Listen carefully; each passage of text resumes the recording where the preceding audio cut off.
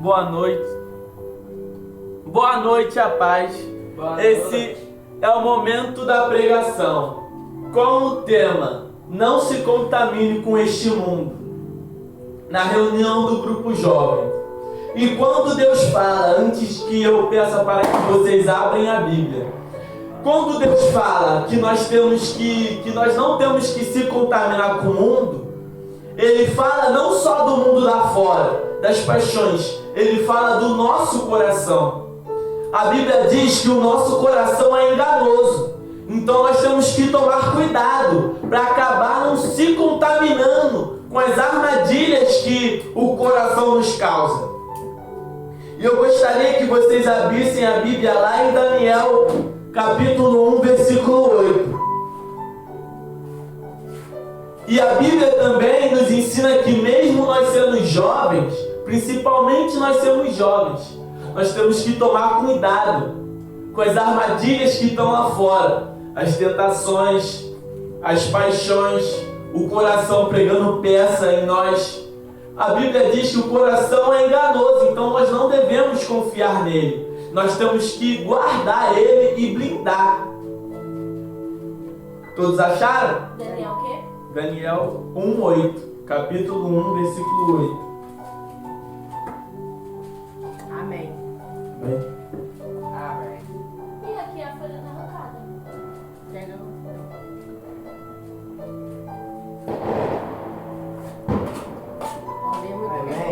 Alguém muito revoltado. Ismael,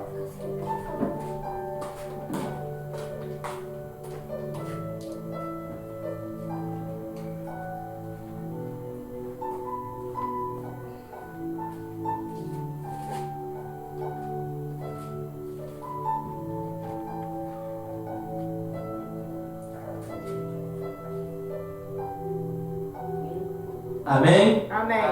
Que diz assim: Daniel azentou no seu coração não se contaminar com a porção do manjar do rei, nem com o vinho que ele bebia. Portanto, pediu aos chefes dos eunucos que lhe concedesse não se contaminar. Ou seja, se azentou. A Bíblia diz que Daniel azentou no seu coração a não se contaminar. Nós não devemos ir na onda do coração, mas tem coisas que nós temos que colocar no coração para nós vencermos as tentações. Por exemplo, eu quero mudar. Você não coloca só na mente que você quer mudar. Nós temos que fazer igual Daniel, colocar no coração. Pô, eu não quero se contaminar com as pessoas que eu ando. Eu não quero me contaminar com esses vídeos, com essas coisas que estão acontecendo no mundo. Nós temos que primeiro colocar na mente, botar a mente para trabalhar e depois colocar no coração, que nós não temos que fazer aquilo. Um exemplo também nós temos é a dos amigos de Daniel, Sadraque, Mesaque e Abednego. Eles não se contaminaram com o mundo. Lá na época deles, o rei de Nabucodonosor queria que eles se ajoelhassem diante dele. Mas eles só se ajoelhavam diante de Deus. Imagine se eles tivessem se ajoelhado diante do rei. Eles iam estar se contaminando com o que aquele povo estava fazendo. Eles manteram a postura, tiveram que ter firmeza. Para nós termos a decisão de não se contaminar, nós temos que ter certeza e ter aquela postura: eu não vou. Não adianta, pode me bater, pode me zoar, pode me excluir, pode me desprezar, eu não vou se contaminar. Então nós temos que ter uma postura firme para a gente não se contaminar. Porque se a gente não ter a postura firme, a gente vai acabar se contaminando com o que este mundo proporciona. Aí vocês acham que, eles não quiseram, ficaram por isso mesmo? Não. O rei jogou eles na fornalha. Imagine uma fornalha gigante pegando fogo. Um fogo como? Só de você colocar o dedo, seu dedo evaporava. Eles continuaram na fé firme. A Bíblia diz: confie no Senhor e estará seguro. Eles fizeram isso. Eles confiaram no Senhor, usaram toda a sua fé. Deus testou eles naquele momento. Eles usaram a sua fé e olha, eles eram jovens conosco. Eles eram jovens. Deus testou eles para ver se a fé deles estava em dia, se eles estavam no espírito ou se eles estavam carnais. Será que nós estamos andando mais no espírito ou mais na carne, hein? Deus está nos testando. Talvez não a esse extremo, mas Ele continua nos testando. Então o rei pegou os 3 amigos de Daniel e jogaram na fornalha. Eles ficaram com medo, mas o medo não impediu eles de usar fé. E eles glorificando ao Todo-Poderoso: o rei, vocês são malucos? Vocês não vão me adorar? Vocês não vão se ajoelhar? E eles: eu só me ajoelho diante do Deus Todo-Poderoso. Aleluia. E nós temos que ser assim também. O primeiro mandamento é colocar a Deus em primeiro lugar. Como assim? Não é só apenas se ajoelhar diante de outras coisas. Será que nós estamos colocando o nosso coração em alguma outra paixão? Seja em um jogo de celular, num telefone, em alguém, algum rapazinho, ou então alguma menina, ou então em algo material. Será que nós temos colocado o nosso coração naquela pessoa e não em Deus? Então eles foram. O rei ordenou e jogou eles lá na fornalha. Mas eles, adorando a Deus, adorando o Todo-Poderoso, eles saíram ilesos. Não aconteceu nada com eles. E todo o reino testemunhou que o Deus vivo era com eles. Ou seja, nós não podemos ter medo da rejeição. Porque assim, a partir do momento que nós escolhemos ao Todo-Poderoso a servir Ele, vai ter batalhas, vai ter rejeições, vai ter calúnias, vão ter pessoas contra a gente. Vai ter vezes que a nossa casa inteira, os nossos familiares inteiros vão ficar contra a gente. Mas a Bíblia diz que nós vamos ter um galardão lá no céu nos espera. Então não importa o quanto nós vamos sofrer aqui na terra, depois daqui que é o valioso. Será que nós temos usado a nossa fé e juntamente com a nossa fé fazendo obras para que o nosso galardão lá no céu venha a aumentar? Mesmo sendo jovens, nós temos que servir a Deus. E outra passagem que eu queria que vocês abrissem é lá em 1 Samuel 3:1. Para nós vermos que não importa a idade, que nós somos jovens, crianças, adolescentes, nós temos que servir a Deus. 1 Samuel capítulo 3, versículo 1.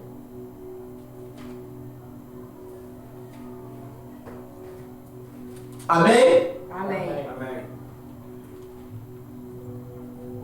Que diz assim: vocês que não acompanharam, não conseguiram achar, prestam sempre atenção na leitura, quando vocês não estão conseguindo achar. 1 Samuel, capítulo 3, versículo 1 diz assim: e o mancebo Samuel servia ao Senhor perante Eli, e a palavra do Senhor era de muita válida naqueles dias. Não havia visão manifestada. Ou seja, Daniel, o mancebo, que significa jovem, Samuel, servia ao Senhor. Será que nós temos servido ao Senhor de todo o nosso coração? Será que nós temos feito que nem Samuel, não ligando para a nossa idade, para a nossa juventude, servindo a Deus?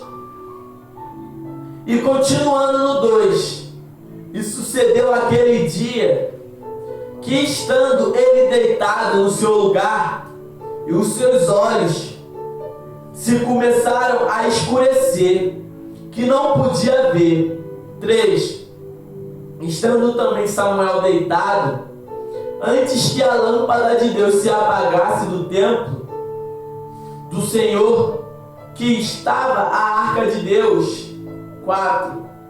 O Senhor chamou a Samuel e disse ele: eis-me aqui. Então, será que quando o Senhor nos chama, nos dá uma oportunidade de vir ao culto, nos dá uma oportunidade de servir a Ele com uma palavra introdutória, com um louvor, com uma limpeza da igreja, indo buscar alguma coisa que os homens de Deus ou a mulher de Deus pediu? Será que nós temos falado: eis-me aqui, Senhor, igual Samuel? Porque muitas das vezes o Senhor nos chama, igual aqui Samuel. O Senhor chamou ele 3 vezes.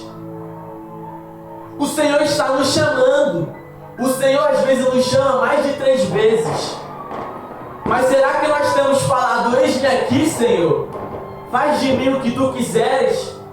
E agora vamos pular lá para o versículo 10. Capítulo 3, versículo 10. Que diz assim: então veio o Senhor, e ele esteve, e chamou com ele outras vezes: Samuel, Samuel. E disse Samuel: fala, porque o teu servo ouve. Então, como isso funciona nos dias de hoje? Quando o pastor fala: eu quero reunir os jovens, quero fazer uma parada bacana com o jovem, a pastora, ou então eu falo: quero reunir os jovens, quero fazer uma parada com os jovens. Será que nós temos feito igual Samuel e falado: então, Senhor, pode falar, porque eu estou aqui, faz de mim o que tu queres? Então, quando se trata de não se contaminar com o mundo, como que nós não vamos se contaminar com o mundo? A Bíblia vai nos ensinar agora. Abra sua Bíblia lá em Romanos, capítulo 12, versículo 2.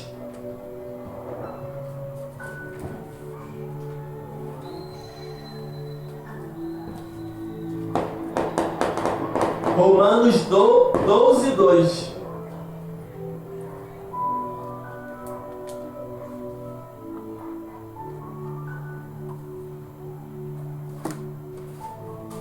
Romanos o quê?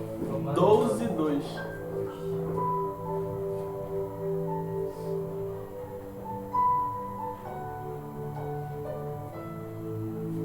Amém? Amém. Que diz assim: e não vos conformeis com este mundo, mas transformai-vos pela renovação do vosso entendimento, para que experimenteis qual seja a boa, agradável e perfeita vontade de Deus.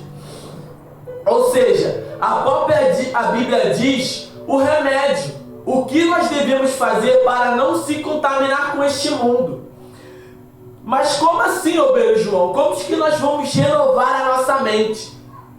Através da leitura da Bíblia. A palavra que liberta, a palavra ensina, a palavra exorta. Então, através da palavra de Deus, da leitura da Bíblia, nós vamos conseguir renovar a nossa mente. Através de jejum. O jejum é necessário. Quando Jesus estava lá, no deserto, ele tinha jejuado 40 dias e ele foi tentado, mas ele estava forte, ele tinha jejuado, ele estava no espírito. Então, para nós vencermos a tentação que o mundo nos proporciona, em obreiro João, a ciência já identificou que quando se fica 3 dias em jejum, o seu corpo ele se transforma, renova suas células doente. Você imagine como é que Jesus estava tão forte com 40 dias. Jesus estava forte. Então podia vir qualquer tentação, que ele estava 100% no espírito. Aleluia. E não bastou só o jejum. Ele fez o jejum, mas ele estava com a palavra de Deus. E quando nós lemos, não é só ler e acabou, nós temos que meditar. Jesus, ele conseguiu confrontar Satanás do deserto porque ele leu e meditou. Quando nós lemos e nós meditamos na palavra, nós memorizamos ela. O próprio Espírito Santo faz a gente memorizar e lembrar nos momentos que nós estamos precisando daquela palavra. Então, não basta só isso. Nós temos que orar. A Bíblia diz lá em Salmo 51 que, Davi, a Bíblia diz que ele era um homem segundo o coração de Deus, cara. Ele tinha um coração puro. Mas depois que ele pecou, ele acabou deixando o mundo o contaminar. Ele pediu a Deus para que Deus desse um espírito reto para ele e para que Deus purificasse o coração dele.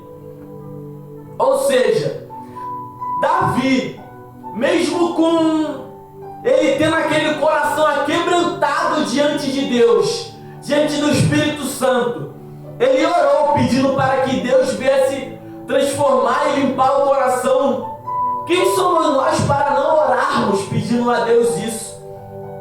A Bíblia diz que bem-aventurados nós, aqueles que têm um coração limpo, porque verão a Deus.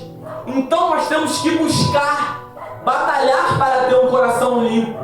A Bíblia diz: aqueles que buscam, acharão, aqueles que pedem, receberão.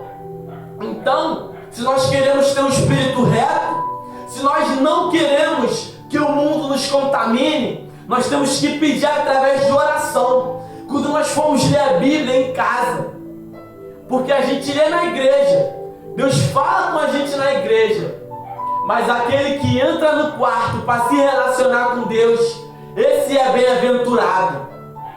Esse quer mais de Deus. Então, para nós queremos mais de Deus, nós temos que buscar intimidade com Ele. E para estar finalizando a pregação e entrar na dinâmica, eu queria que vocês abrissem a Bíblia lá em 2 Coríntios 6,17. Só pra frente.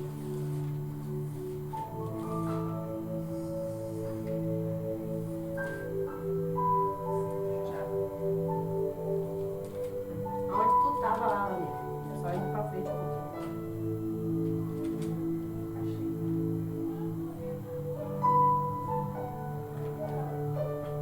Que diz assim: pelo que sai do meio deles, apartai-vos de vós, diz o Senhor, e não toques nada imundo, e eu vos receberei. Ou seja, Deus fala que nós temos que sair do meio deles. Do meio de quem? Daquelas pessoas que nos afastam de Deus. Jesus estava blindado, mas será que nós estamos se blindando para quando chegar no meio das pessoas que precisam de ajuda, nós venhamos trazer eles para cá, para o caminho de Deus, ou eles que vão nos trazer para lá? Será que se nós chegarmos ali fora, agora, quando nós estivermos saindo da igreja, e alguém vir com algum papo de vamos ali numa balada, vamos ali sair, voltar meia-noite, vamos fazer coisas erradas, você vai mudar essa pessoa? Vai mudar o pensamento dela ou ela que vai te mudar? Você vai conseguir falar de Jesus para ela ou ela que vai falar das coisas ruins para vocês? Para nós, né? Isso serve até para mim. Será que eu falo aqui e quando chega lá, sai do altar, eu vivo? Não adianta nós só falarmos dentro da igreja, ser um bom testemunho dentro da igreja e chegar lá fora, nós darmos mau testemunho. Nós temos que dar um bom testemunho aonde que nós formos, aonde que nossos pés pisarem, seja dentro de casa, seja na escola, na escola, no trabalho, no curso, na rua. Nós temos que ser um bom perfume de Cristo. Aleluia. Então, quando aqui diz também: e não toques em nada imundo, e eu vos receberei. Ou seja, quando Deus fala isso, não é para o nosso mal, é para o nosso bem. Deus não quer que nós sejamos imundos, impuros. Deus quer que nós sejamos santos. Ser santo não é ser perfeito. Ser santo é ser separado. Abraão, a Bíblia diz que Abraão foi perfeito. Imagine a própria Bíblia dizer que um homem foi perfeito, mas ele foi perfeito porque ele andava com Deus. Então, nós temos que passar a andar com Deus. Nós temos que passar a andar com pessoas que nos levam a se aproximar da igreja. Um exemplo: obreiro Ismael. As pessoas que você anda te traz para a igreja ou te afasta da igreja? Ela me traz para a igreja. Tio Andrew, as pessoas que você anda te trazem para a igreja ou te afastam da igreja? Me traz para a igreja. Tia Yasmin, as pessoas que você anda te traz para a igreja ou te afasta da igreja? E afasta da igreja. Te afasta da igreja?